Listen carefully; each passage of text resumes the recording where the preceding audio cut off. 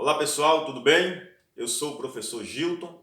Vamos para mais uma aula de Química e nessa aula estaremos trabalhando sobre duas leis que são importantíssimas para a Química, que são as leis de Lavoisier e Proust. Essas leis vão marcar o início da Química como ciência. Então ali por volta do século XVIII, esses dois cientistas vão criar duas leis que marcaram ali, de fato, o início da Química como ciência. Elas são chamadas de leis ponderais, porque elas vão se referir à massa das substâncias em uma reação química, ou seja, elas vão explicar o que ocorre com as massas das substâncias em uma reação química ou em uma transformação química, tá certo? A primeira lei é a lei de Lavoisier, leva o nome do cientista que a criou. Então Lavoisier cria essa lei, que é chamada Lei da Conservação da Massa. Então é lei de Lavoisier ou lei da conservação da massa. E o que essa lei diz? Essa lei diz que em um recipiente fechado, seja qual for o tipo de transformação química que ocorra, a massa dos reagentes e produtos não vão ser alteradas, ou seja, vai ocorrer uma conservação da massa. A mesma massa dos reagentes será a massa dos produtos. Por isso que é lei da conservação da massa ou ainda lei da conservação da matéria. Mas lembrando que essa reação precisa ser dentro de um recipiente fechado, tá certo? Vamos aqui ver um exemplo para a gente ilustrar. Nós temos aqui o carbono reagindo com o gás oxigênio, produzindo o CO2, que é o gás carbônico, tá certo? Aí nós vamos aqui atribuir uma quantidade em gramas para cada uma dessas substâncias. Está aqui 3 gramas de carbono reagindo com 8 gramas de gás oxigênio, produzindo 11 gramas de gás carbônico, tá certo? Então a gente observando aqui, nós vamos ver que ocorreu aqui uma transformação química, são duas substâncias diferentes, produzindo outra substância também diferente. Então houve aqui uma alteração nas substâncias, porém a massa conservou. Então se a gente observar a massa dos reagentes, é exatamente igual à massa dos produtos. Observe aqui, 3 gramas de carbono com 8 gramas de gás oxigênio vão dar um total de 11 gramas. É exatamente o que nós temos aqui de gás carbônico, tá certo? Então 11 gramas nos reagentes, 11 gramas nos produtos. Isso é lei da conservação da massa. Então houve aqui uma conservação da massa. As substâncias se alteraram dos reagentes para os produtos, porém a massa não se alterou. Houve aí a conservação da massa, tá certo? Agora vamos fazer aqui um exercíciozinho aplicando essa lei. Nós temos aqui HCl, que é o ácido clorídrico, reagindo com MgOH2, que é o hidróxido de magnésio, produzindo MgCl2, que é o cloreto de magnésio, mais água, tá certo? E nós temos aqui já atribuído os valores em gramas para as substâncias. Então observe aqui, eu tenho 73 gramas de HCl reagindo com 58 gramas de hidróxido de magnésio, tá certo? Produzindo X gramas de cloreto de magnésio mais 36 gramas de água. Então observe que a gente aprendeu aqui nessa lei que a massa dos reagentes é igual à massa dos produtos. Então se você observar, nós não temos aqui o valor do cloreto de magnésio, X gramas, então nós não temos aqui o valor em gramas, tá certo? Nós vamos encontrar esse valor. Aí aplicando aqui a lei fica muito fácil, porque já que a massa dos reagentes é exatamente igual à massa dos produtos, aí fica fácil para a gente descobrir. Veja só, aqui nos reagentes eu tenho 73 gramas de HCl com 58 gramas de hidróxido de magnésio, tá certo? Então somando 73 com 58 vai dar um total de 131 gramas. Então aqui nós temos nos reagentes um total de 131 gramas, tá certo? Então lá nos produtos vai ter que ter também 131 gramas, porque a lei diz que a massa se conserva, tá certo? Então a massa dos reagentes tem que ser exatamente igual à massa dos produtos. Lá nos produtos a gente tem 36 gramas de água. Então está faltando uma quantidade aí, certo? Para completar 131 que tem aqui nos reagentes. Então essa quantidade que está faltando vai ser exatamente o valor de X, tá certo? Então, se o total de grama dos reagentes é 131, vou colocar aqui 131, tá certo? Então aqui eu preciso ter 131 nos produtos. eu tenho 36. Então, eu vou fazer 131 menos 36, tá certo? E o resultado aqui vai ser o valor de x. Então, 11 menos 6 é 5. Aqui ficou 12 menos 3 é 9. Então, aqui vai ser 95 gramas, porque 95 com 36 vai dar exatamente 131, a mesma massa dos reagentes, tá certo? Então, isso é possível porque a lei aqui de Lavoisier diz que a massa ela se conserva em qualquer reação ou transformação química.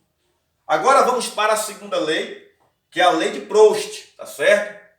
Essa lei é chamada, além de ser chamada lei de Proust, é chamada lei das proporções fixas ou definidas, ou das proporções constantes, tá certo?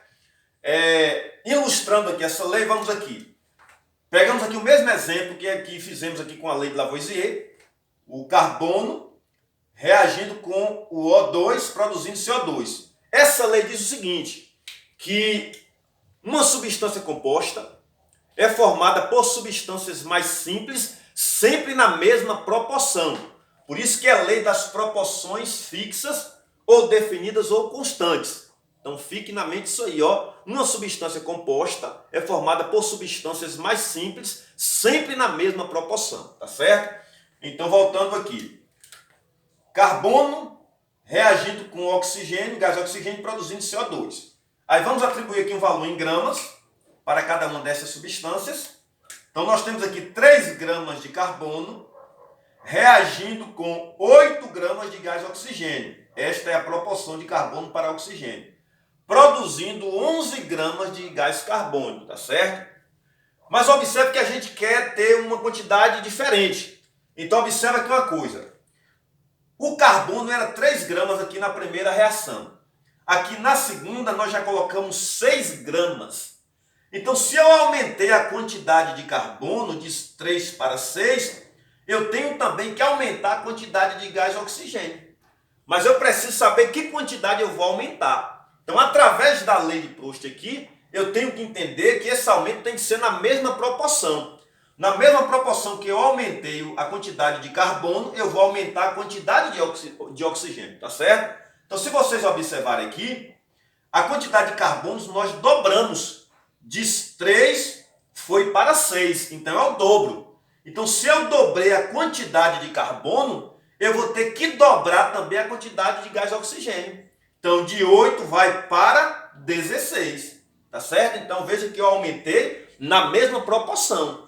Dobrei o valor de um, vou dobrar o valor do outro. E automaticamente o resultado aqui nos produtos vai ser um valor dobrado também.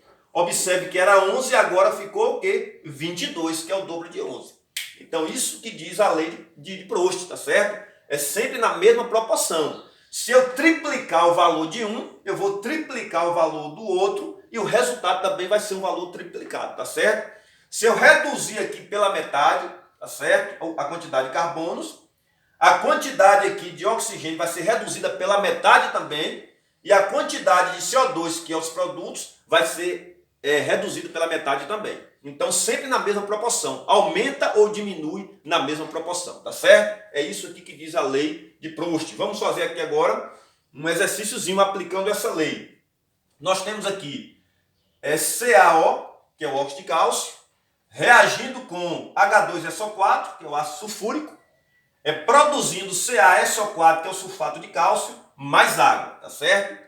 Aqui nós atribuímos um valor em grama para cada substância. Então está aqui 56 gramas de CaO, óxido de cálcio, reagindo com 98 gramas de H2SO4, ácido sulfúrico, produzindo 136 gramas de sulfato de cálcio e 18 gramas de água, tá certo? Agora nós vamos alterar aqui as quantidades de cada substância. Então nós só temos aqui o valor do ácido sulfúrico. Então, na primeira experiência aqui, nós temos aqui 98 gramas de ácido sulfúrico. Mas agora eu quero uma quantidade de 196. Então veja que nós aumentamos. Então se eu aumentei a quantidade de H2SO4, eu tenho que aumentar a quantidade de todos os outros, de todas as outras substâncias, tá certo? E precisa aumentar na mesma proporção, tá certo? Então veja só, de 98 para 196, se a gente observar, esse valor foi dobrado. Porque 98 com mais 98 vai dar 196. Tá certo? Então, nós dobramos o valor dessa substância aqui. Então, se aqui é o dobro, os demais também serão o dobro, tá certo? Então, aqui, se aqui 98 foi para 196, nós dobramos a quantidade. Aqui, CaO vai ser dobrado também. 56 vai para 112. 112, que é o dobro de 56. Esse daqui também vai dobrar a quantidade. De 136 vai para 272, que é o dobro de 136. Então, 272 gramas, tá certo? E aqui o valor da água era 18, vai ser dobrado também. 18 vai para 36 gramas. Então, observe que é tudo na mesma proporção. Nós dobramos o valor do H2SO4 de 98 para 196. Então, se eu dobrei o valor dessa substância, todas as demais substâncias terão seu valor também dobrado. Entendeu? Então, isso que é a lei das proporções constantes. Vamos aqui fazer mais um exercíciozinho que é muito comum tratando da lei de Prost, que é esse daqui. Observe aqui. Primeira experiência e segunda experiência. Nós temos aqui duas experiências com a mesma substância, porém quantidades diferentes. Então, observe aqui, ó. Na primeira experiência, reagiram 1,5 gramas de A mais 0,5 gramas de B. Tá? A proporção foi essa. 1,5 gramas de A para 0,5 gramas de B. Tá certo? Já na segunda experiência, essa quantidade foi alterada. Já reagiram 4,9 gramas de A com 1,4 gramas de B.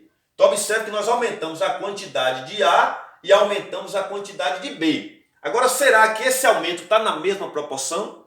Então, porque a pergunta é, ó, esses valores estão de acordo com a lei de Prost? Então, para estar de acordo com a lei de Prost, esses valores precisam estar na mesma proporção. Então, o que eu faço aqui? Eu vou pegar o valor de A na primeira experiência e dividir pelo valor de B. Vai dar um resultado. Aí depois eu vou pegar o valor de A na segunda experiência e dividir pelo valor de B da segunda experiência. Vai dar outro resultado. Então, se os dois resultados forem iguais, prova que esses valores estão na mesma proporção, ou seja, estão de acordo com a lei de Prost. Então, vamos fazer aqui a divisão na primeira experiência. 1,5, que é o valor de A. Vamos colocar aqui 1,5, que é o valor de A, dividido por 0,5, que é o valor de B. Isso são os valores da primeira experiência, tá certo? Então, vírgula aqui, vírgula lá, vamos tirar vírgula, não é isso? Ficou 15 por 5, vai dar 3. 3 vezes 5, 15, para 15, nada. Então, o resultado da primeira experiência foi 3. Aí vamos fazer agora da segunda experiência para ver se vai dar 3 também. 4,9, que é o valor de A, aqui da segunda experiência, dividido por 1,4.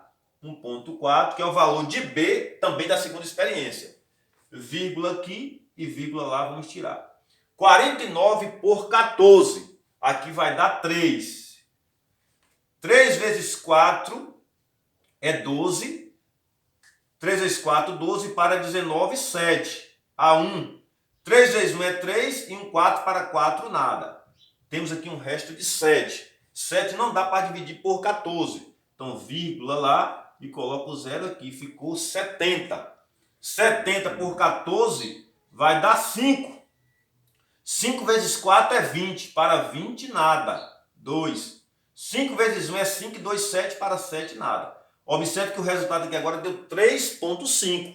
Então, esses valores não estão de acordo com a lei de Prost, tá certo? Eles não foram aumentados na mesma proporção, porque o resultado da primeira experiência deu 3 e da segunda experiência deu 3,5, tá certo? Pessoal, chegamos aqui ao final dessa videoaula. Na próxima videoaula estaremos trabalhando com a hipótese de Dalton, certo? E aplicando o modelo atômico de Dalton a essas duas leis aqui, lei de Prost e lei de Lavoisier, tá certo? Um abraço a todos, Deus abençoe e até a próxima aula.